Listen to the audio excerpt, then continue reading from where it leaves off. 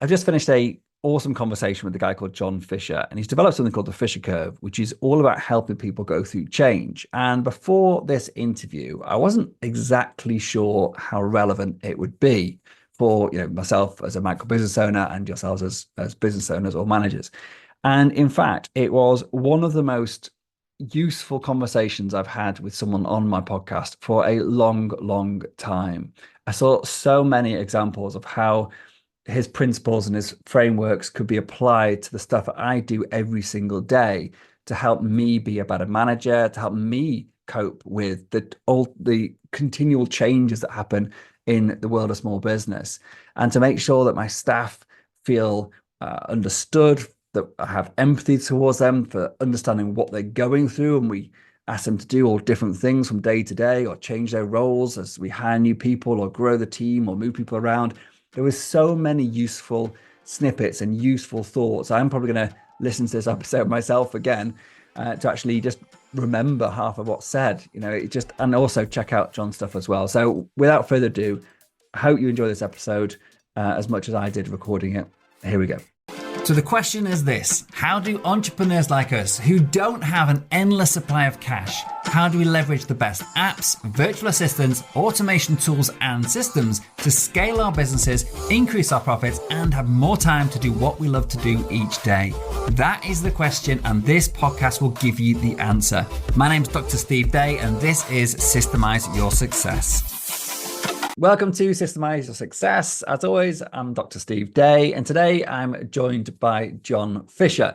John is a chartered psychologist and coach, and he's spent the past 25 years working in change management, personal development, and coaching. He's worked across a range of sectors and company sizes, helping companies and individuals to improve performance and build effective, cohesive teams. Through his numerous publications, coaching, and tools, he has inspired thousands of people worldwide, and it's my absolute pleasure to have him on the show today. So a warm welcome to you, John. Thank you very much, Stephen. Thank you for having me. I'm looking forward to being on the show and grilled. Yeah, absolutely. Well, we'll try to keep the grilling to a minimum and keep the chat going, if that's all right.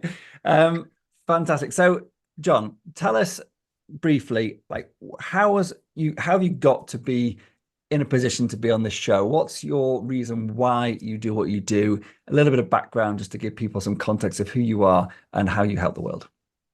Yeah, I suppose an interesting story. It's been a long journey, and I started out in a job where I was a poster boy for the imposter syndrome. It was I was in avionics, working on aircraft radar systems, aircraft radios later, and aircraft simulators. I never felt comfortable. It was always a little bit distant. And looking back, the signs were there during my apprenticeship. I learned to play squash, and to have somebody to play squash with, I sort of taught some of my friends on the apprenticeship, and within a couple of months they were hammering me all around the court. And looking back now, that was the first sign I should have had that I was better at teaching, training people than I was at doing.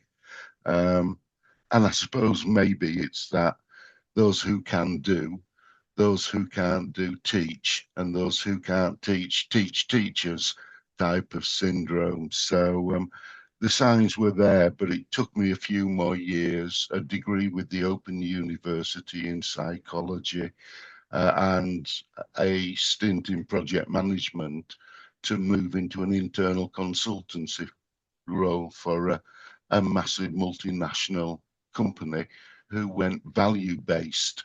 And I was lucky enough to get a role on the customer value, deploying that. So going around with awareness raising sessions, designing interventions, doing workshops with our teams and their customers, and doing that. And that then led into a formal training partner type consultancy role with them and various other companies.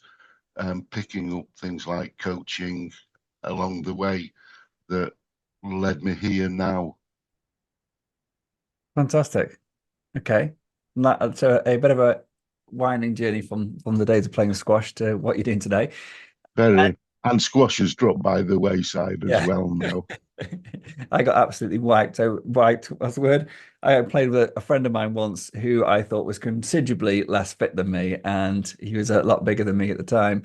And literally within about 5 minutes of being on the court, I realized I'd definitely was punching above my weight and ended up running around like a blue ass fly. But there you go. That's another Yeah. story. So that's my one experience with squash. John, you've created something called the Fisher Curve, which is one of the reasons Mm, I got interested in having a chat with you. And I'm interested to learn a bit more about this and its implications for how it's actually can be used by. I'm a small business owner myself. A lot of our listeners are business owners, or nearly all of our listeners are business owners or their staff. And like, how is something? Well, what is the Fisher Curve, first of all? And how could or how should I be using it to help me grow a more effective team? yeah. I think that the answer to the first part of that, I suppose, the Fisher curve is a way of looking at how people feel personally as they go through a change.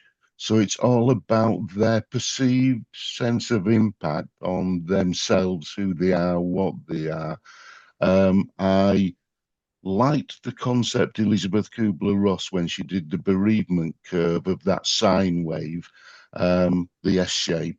I like that as a sort of indicator because it's quite a nice visual image of what we go through. But there are some slight differences to Kubler-Ross in, yes, I suggest there are Just stages. just for the listeners that don't know who Kubler-Ross is, I've got the pleasure of actually learning about her during my medical degree, but not all of us have done that. So let's explain what that is, because people do probably know it if you just explain what it is. Yes, basically, Elizabeth Kubler-Ross recognized that people go through stages after a bereavement, and the stages sort of include denial in the early stages, and then bargaining, I think it is, where you go, if only I could have had, I'll do this if you let me have. And then going to a guilt stage as part of it before eventually moving through and getting better and getting to accommodate that bereavement. And ironically, I can't quite remember all the stages myself now. Like you, it's been a long time. But my father died suddenly 20 odd years ago now. And one of the first things I did was take my mother through the bereavement curve and explain that some of those feelings of anger at my father for just literally dropping dead were natural and she would get through them. And I remember 6 or 7 months later going back and seeing on top of the bureau the bereavement curve I'd drawn up for her, and my mum said she found it really useful in helping her navigate that initial 6, 9 months of the journey she was on. So it's one of those that almost legitimizes those feelings we have and says it's okay to be angry about the person you've lost for leaving you, and it will help you get through it healthier and more effectively. So that's effectively Elizabeth Kubler-Ross. I suggest that while I've got stages there, they aren't necessarily linear stages, and you don't necessarily go through all of them. And a colleague, friend of mine, we were having a coffee a month or two ago now, and he was suggesting that he thinks there's a trap door as well on some of them. And when you hit some stage, you immediately plummet downwards rather than transiting. Yeah, so But tell us a bit. Sorry, yeah, I was going to say, just tell us a little bit more about the Fisher curve. Now I've got some context because as I said, learn about the bereavement curve. Yeah. That's incredibly useful to understand how human emotions are incredibly, even if they aren't always linear, they're incredibly predictable. And Mm, and knowing that has, I mean, for my own bereavement, but also as a helping other people go through bereavement has been incredibly useful. And that's probably one of the things that really stood out for me when you approached me about coming on the show, and I looked at your work, I looked at the Fisher curve, I saw that similarity straight away, mm, and thought, obviously, it works in that context with human emotion. So why wouldn't it work in there? So yeah, let mm. dig a bit more into the Fisher curve if we can. Just what is it, Yeah. and how does it work? And that's sort of part of where it came from, Steve, Yeah. because I realized that any change had a similarity, had a synergy with bereavement, in you lose something in the change. You will always lose something, be it how to work, how to do things, be it actually people, because we physically change locations and everything.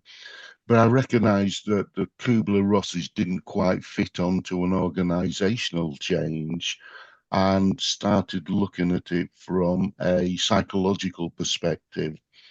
So we start off the curve sort of in a similar way to Kubler-Ross, that little bit of anxiety about what's coming. I know something's coming. What's it going to be?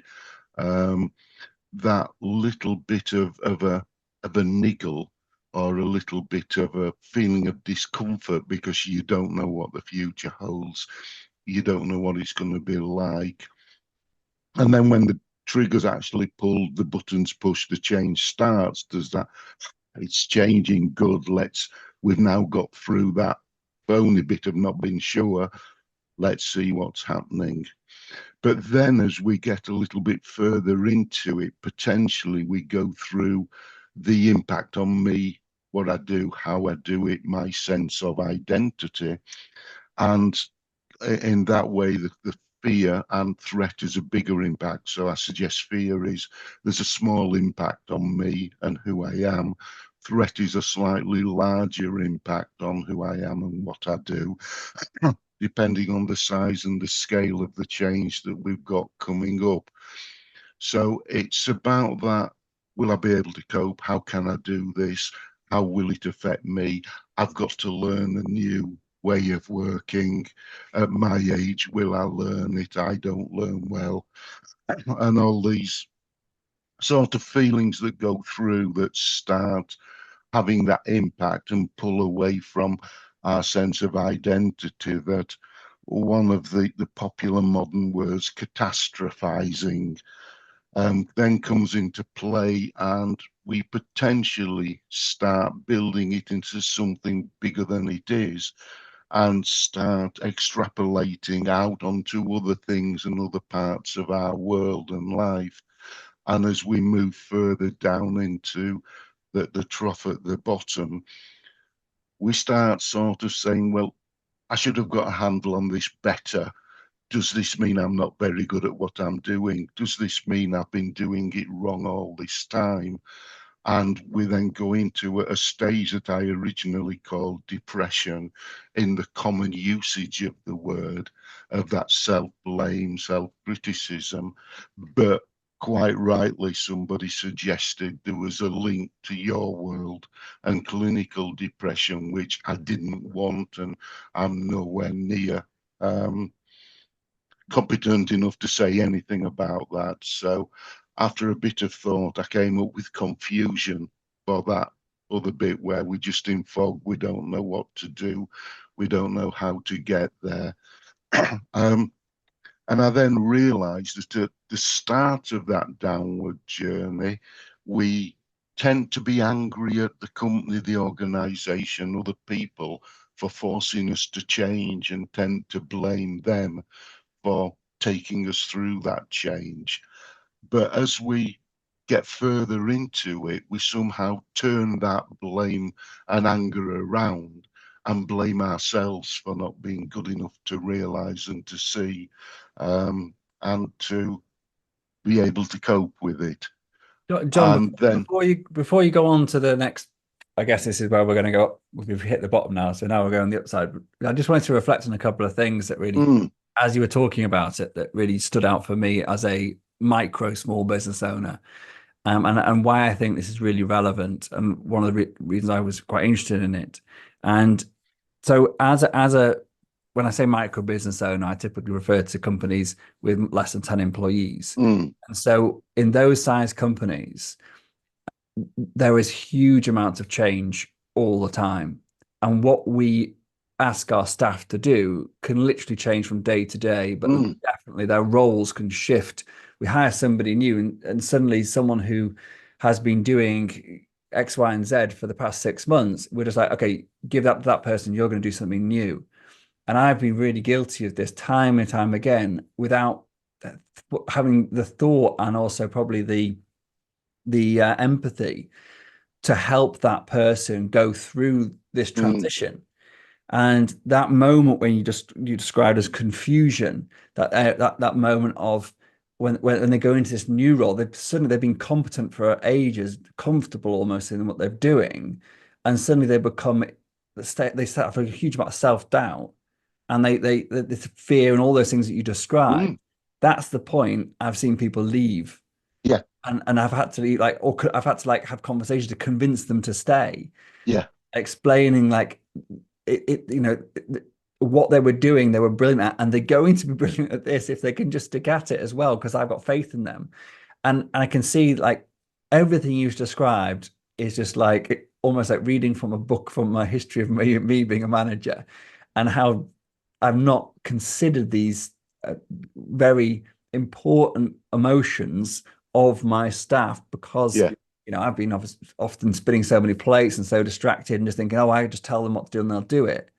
But I've also, years later, I've learned a little bit to be a little bit more empathetic about these things, hopefully.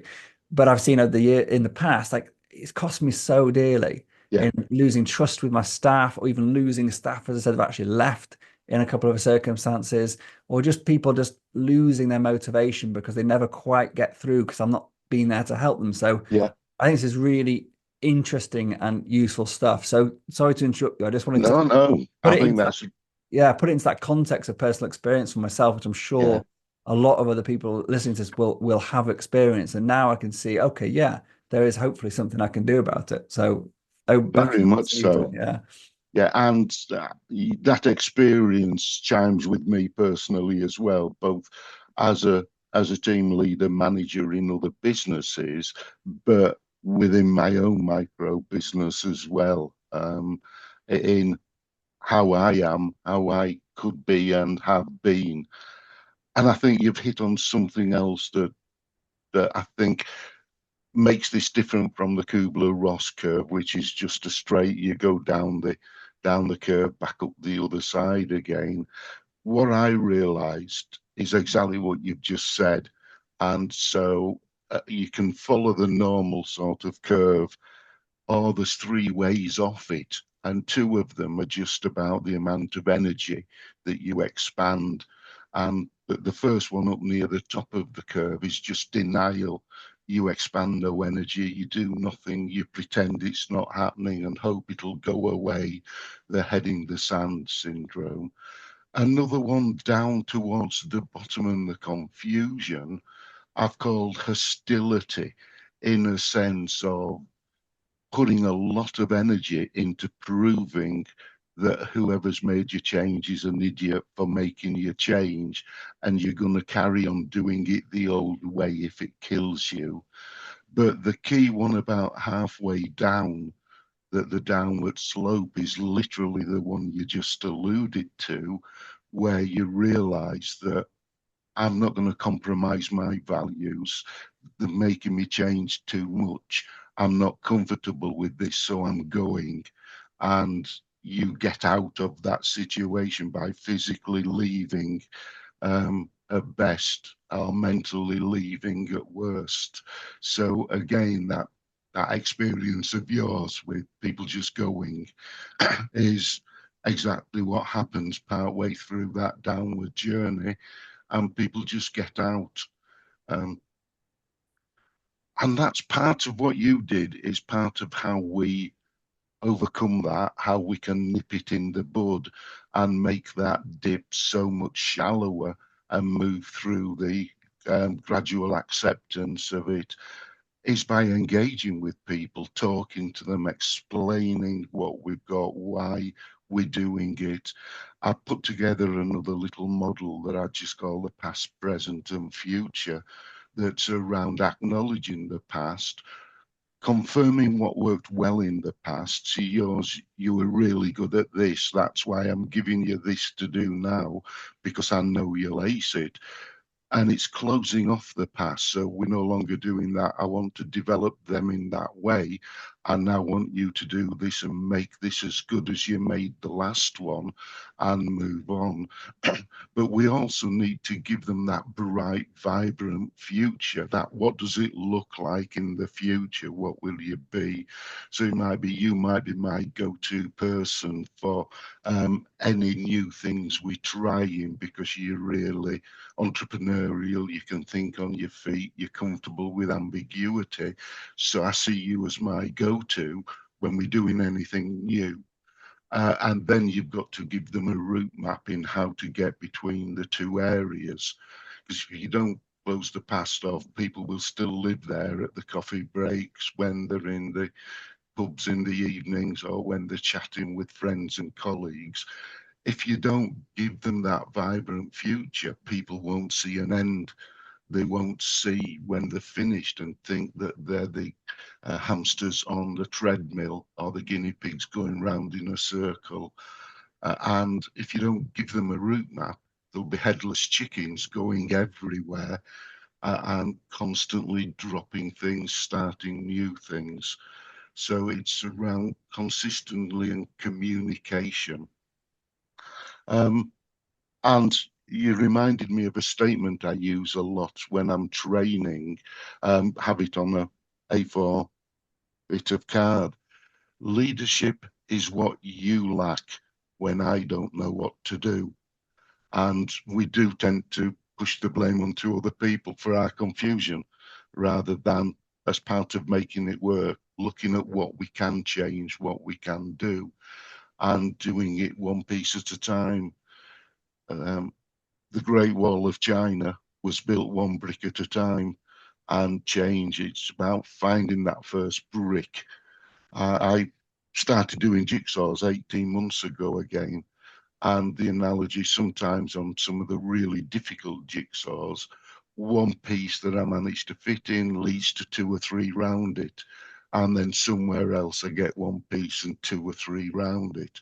And that's that gradual acceptance where you start taking ownership, control of that future, of what you do, that then helps you to become comfortable with where you're going and how that change is going to be. Yeah, no, I love that. I love the analogy of jigsaw. I'm quite a big jigsaw fan, although I rarely get time to see them. Normally at Yeah. Christmas at my mum's house. But anyway, we digress. One thing I just picked up on there as well, which you were describing a character who I could see in one of my stuff very, very clearly, the sort of person that can really handle anything you throw at them, good at just dealing with stuff. But I've also got other people who actually that really unsettles them. Mm, Idea of, constant change is something that is just something that they're not is not in their makeup. And so you need to approach, I imagine, there isn't just one way of using this. You've got to be really aware of who your staff are, in effect, like yeah. what type of person they are. And then I guess you'd approach different types of people in very different ways Mm, for this sort of mm. when you're going through this the Fisher curve. Yeah, very much so. And I'm a firm believer in the horses for courses concept, and one size doesn't fit all. And interestingly, I've said it for a long time about organizations don't change, people do. And I came across a quote by Sir John Harvey Jones, who was head of ICI, the chemical company, when it was one of the largest multinational companies in the world. And apparently he was asked one time about how do you change an organization? And his answer was one person at a time. And that, unfortunately, from my perspective, is how you change organizations. Each person has to be engaged in a way that works for them. Yes, you can get teams together, you can create the team as a and look at the team as an entity in its own right and look at how do you get them comfortable within. But within that, you've almost got to get each person finding their own accommodation and finding their own route through to successful implication of the change. Yeah, And it's that, what is it, the statement? The person convinced against their will is of the opinion still. And yeah, people will just say rather than do. absolutely. Sorry to sort of butt in here, but you've just reminded me of so many conversations I've had with clients that I've coached over the years. And what I help people do is to systemize their business, to outsource their work, to look Mm, at creating new entry level roles, mm, allow people to delegate down to elevate up. So mm, all these things that I help people do are often huge organizational shifts, mm, moving away from the way things have always been done, sometimes with staff that have been there for 10, 15 years, doing it their way, mm, to then trying to say to them and through their business owner or the manager, that's not the way we're going to do it anymore. And mm, and dealing with that change, as in trying to nurture the existing staff from the way they do it now to a new way of doing it, is by far one of the hardest things that our clients have to go through. yeah, New very stuff much in, so. creating systems, using automation, that's actually the easy bit. Yeah, But retaining those brilliant staff that have been with you in an effective way, not allowing them just to continue the way they are working, convincing them rather than forcing them, as you just said, mm, that the new future, I'm just literally just going back to everything you said from a personal experience, the new future is going to be better, not just for the organization, but for them individually. And thinking about how do you actually paint that picture? Like, yeah, why is it going to be better? And we yeah, do a lot of work with people on this, and I never really had a model or a way to formalize it before. But simple things that, like, for me, like explaining to people, like, there's loads of stuff that you do that is way below your pay grade, that isn't challenging you, that isn't interesting to you. You probably hate doing it. Like looking for the easy wins, or when you go on holiday, go away knowing that everything you do will be taken care of. So when you come back, it's to a finally working machine rather than mm, dealing with 2 weeks of mess because you've been away. It's like I've tried to like give people nuggets of like just to yeah, get the convincing part done yeah. before the change happens. So yeah, this is Um, stuff. One thing I'd say there, Steve, is I found it usually more effective to get them to convince themselves. Yeah, So rather than me telling them, how could you make it work? What do you think you could do? How could you do this? How could you do that? And if we've got to go there, what can you do to make that less painful, more palatable, and everything? So I tend to try and change it round to get them to own that change and to get them to tell me how to do it rather than me, because in many ways they know better than me what it involves, especially as a consultant. Going in and working with them, they know the intricacies of their world rather than me. So I've found it frustrating that most change models ignore the person and look at the process, look at the practices, look at the organization, and almost assume that the person will be dancing because we're going through change. Great whoopee, when that just isn't life. So by yeah, turning it round and getting them to create their future, I found usually works a lot more yeah, and is a lot more effective. And um, it's one of those. linking back to a jigsaw, ironically, when I was doing the change back in the multinational manufacturing organization, um, I had a lot of resistance, shall we say, from shop floor, blue collar people who didn't like what was happening, would leave a lot of my blood on the walls and say, well, we've done this that didn't work. We then did that that didn't work. We then did this that didn't work. Why should this one be any different, what you're telling me now? So I created a PowerPoint with all the names of the past initiatives on them and built them up as a jigsaw, and then supplanted on the top of it the image of the latest initiative we were doing, and said we couldn't have been here now without having done all of the previous ones. They're part of that journey that we're on, and they didn't fail. They've now moved in and morphed and changed into this latest incarnation that I found um, really helped me have a lot easier ride, and gave people that context of what we were doing. Yeah. And as you were just talking, then you reminded me of another model I use that I sort of created to help me make sense of the change. And it's really a four-box model, and the two axes are, um, this is the future's unknown, or I've been here before. And the other axis is, this is going to be good for me, this isn't going to be good for me. And then depending on which of those four boxes you fall into will depend on your reactions to change. So if you've been here before and it's worked really well, potentially you're going to be a champion and drive it, support it.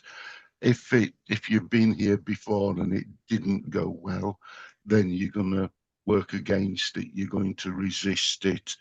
Um, and if you think it's going to be good, but you're not sure because you've not been here before, it might be tentative steps, hanging back, etc. So just dropping onto that little four-box model, their perception of the change and how they see its outcome may also help you. Well, draw two lines on a page and then put Mm, a box. I use it for so many different things. But in this example, would you be asking someone to put themselves in a box? Like, how do mm. you get? Yeah, okay, Yeah, and get rid of that. it's as simple. I like the simple as well, I've got to say. Yeah, And it is as simple as that. Where would you put yourself?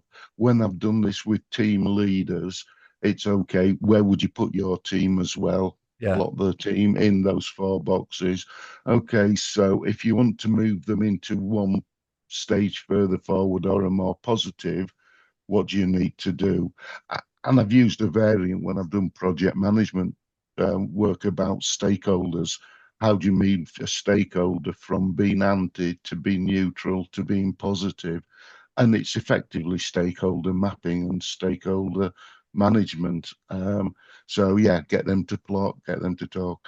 When I've used the curve in workshops, I've literally put it on the floor, got a piece of rope, put it onto the floor, and got them to stand on the curve where they feel in a change, write on a card things like what's their feeling at this moment in that change, and get them to look across to the other side and say, what does it look like on the upslope? How can you get across there? If there's not many, I'll get them walking across the curve and doing that timeline of the journey. How does it feel? And get them to visualize the other side of it and look back. So get them engaged in it is part of how I run the workshops. yeah. And it's going back again to you need to get people to take ownership of Mm, change rather than trying mm, to convince or enforce. And yeah. as you said that before, that is so true of any decision that someone's trying to make. If you try to Mm, make a decision for somebody, then it's often not going to work. Whereas yeah. if they make the decision for themselves, then it's gonna actually have legs on it, basically. And very much so. we do Um, we do it in so many different parts of business. yeah, And but and I regularly say, these curves are going all the time. We're in hundreds of these curves every time. Before coming here and joining the webinar, I was on a curve around how will it go? Will I make a fool of myself? Will it go well, etc. So go through them multiple times daily on big so, and so small things. where are you now, John, in your curve? Has it gone well? I think I'm at I haven't got a Scooby-Doo clue on what's going on. I think it's gone fantastic so far. So I'll try and pull you along with my confidence. Oh, brilliant. Uh, Thinking beyond this conversation, like as a business owner, I've been in my current business for the past 7 years. I did medicine for a number of years as well before that, and then I was a solopreneur before that. So in some ways, I've been at this a long time. But I mean, just in this short conversation, I've definitely learned stuff. I can see there's a lot more to learn, which is one of the problems when you learn stuff. Mm, At one level, you realize suddenly you open up a whole can of worms of, oh yeah. wow, there's a lot of stuff. So, like, what could a coach in this environment do for somebody like me as a small business owner who desperately wants to be able to get people and myself to make effective change? And what more is there to I guess on offer, if you like? What more is there for me to learn, and how would a coach help me do that? Yeah. I think coaches are vital in many ways. In They help you talk through either mentally or verbally your ideas, your thoughts, help you get that clarity, and help you make some of those internal decisions and look at that. And by sometimes asking the pertinent question, getting you to think through what the outcomes, what will happen if you do this, that, or the other, helps you get a clearer picture and helps you see through the self-delusion and the optimism that may be there, and helps you ground it a bit more. Um, and I think the things to do, one of the things I've learned over change, especially organizational change, and I think this is maybe more pertinent in massive organizations than in the smaller ones, but it's still very relevant, is you cannot over communicate during times of change. Um, no matter how much you communicate, it won't be enough for some people. And so it's about engaging with them, having one-to-ones, one-to-teams, looking at let's create our future, let's do this. One of the things that got me down on this one was I was lucky enough to do a master's. I did it distance learning over 2 years while still working for an organization that basically must have been listening to you and outsourced its whole HR department and moved them into a company. It's set up as a joint venture company with an asset management entrepreneur. And so the parent company, to call them, basically put the bums on seats into this new company, and the asset management put the hierarchy, the senior managers in, and put the money in to then deliver HR back into parent company. And one of the things that the new company did really well was before they started, before the go live and the movement day, they started a weekly newsletter, even if it said we've nothing to tell you. They had a weekly newsletter, regular briefings. They had a 2-day away for the whole of the new organization, and really communicated well on everything. The few that was staying in the parent company got nothing. They weren't told anything because they were staying, so we don't need to bother with them. And that created dissatisfaction in those staying. And it also created a resentment with those who were moving into the new company because they knew what was happening, and the people staying felt they didn't know what was happening. So they resented the new organization, and for the first few months of its life, it had quite a torturous desk level relationship with the people that they used to sit next to and work with, who were ostracizing them, being difficult with them because they felt put out by being ignored because they were staying. So Yeah. ignore people. And I suppose it's a bit like survivor guilt. It's that type of concept. And of course, they shot the messenger and blamed the new company for being ignored by the parent company. Yeah. No, I totally. I mean, very quickly can you create them and us environments Mm, if it's mm, not, people aren't crystal clear, because there is either yeah, like you say, resentment or jealousy, or yeah, so many feelings of why are they, and they can both feel the same thing. Why are they getting this privilege? And they can both actually yeah, feel the same feeling, even though they're coming from complete different sides. But yeah, very much so. Yeah, a oh, fascinating fascinating stuff. time.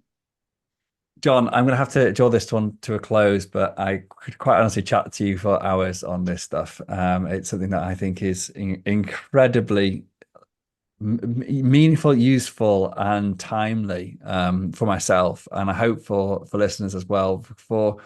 Because I think that as a small business owner, we are dragged in so many different directions Mm, at what we need to get our heads around and get done. And often the getting done part can get in the way of actually doing it well. And definitely, because you'll go through yeah, this curve as well with some of the changes when you've got to swap hats. Then you'll be going through this. I've got to now be a sales person. How will I cope? This is a brand new company. I need to make a good impression. What if this goes wrong? What if that happens? And then suddenly you're down there becoming your own accountant, doing your own books, and you've then got to go and buy some product, or you've got to go and test something else out. So you've got these as well as a small business owner, that you're in various stages on this curve every time you swap hats and jobs. totally. And I think that we can get stuck in our own problems Mm, and forget that actually all of our staff have just the same emotions that we have. They're yeah, just they're in a different position to us in the company, but they still are human. They still feel exactly what we do, and that we just need to be mindful of it. And so I think this is an awesome reminder, and an awesome tool to be able to actually look at. So without further ado, like if people want to learn more about the Fisher Curve, about how you work, about what you do, like how can people find out where's the yeah. best place to come and search you out? The best place is the website in the short term. It's www. C2D, Charlie, the number two, Delta.co.uk, which just stands for Coaching, Counselling and Development, two C's and a D. So I just call it C2D. So that's a good place. And that then will allow them to send me a message or drop me a line. I think I'm John M. Fisher on LinkedIn. I'm on that one. I tended not to use Facebook this year, and I dropped off X before it was X, when it was still Twitter. No I problem. decided it wasn't for me then. So c2d.co.uk is the best place, and that will allow you to contact me, whatever. I suppose I'm also John at c2d.co.uk as an email. So, and again, that finds me. Okay. And Yeah. like you, as a small business, I do tend to respond to all the emails myself. So it might take a bit Unfortunately, longer I don't. sometimes. My team do that for me. I respond to the ones I need to respond to, but it's one of the things that I coach people on is how not to respond to your own emails. So I've Well, got to be honest that maybe I'll have to get a team yeah, to do it then. yeah. Cool. Thank you very much, John. But before you go, I just have a couple of final quick fire questions for you, if you don't mind. No, Firstly, the name of this podcast is Systemize Your Success. But what does success mean to you and why? success to me means my footer on my emails, as you may know if you've seen them rather than your staff. It's a Foucault quote that says, "It's my job to make windows where there was once walls." And I just love that. It's almost would be what my tattoo would be. Um, so success for me means giving somebody a different viewpoint, opening somebody's eyes to other options, other alternatives. And then partly because of my personal beliefs, what they do with it is their choice. So they can ignore it, they can do a bit of it, they can do it all. That's their prerogative. So success for me is helping people see something that they hadn't seen. Fantastic. I love it. John, it's been an absolute pleasure having you on. I really, really enjoyed this. Dragged back a lot of memories of being in medical life as well, which has been fantastic.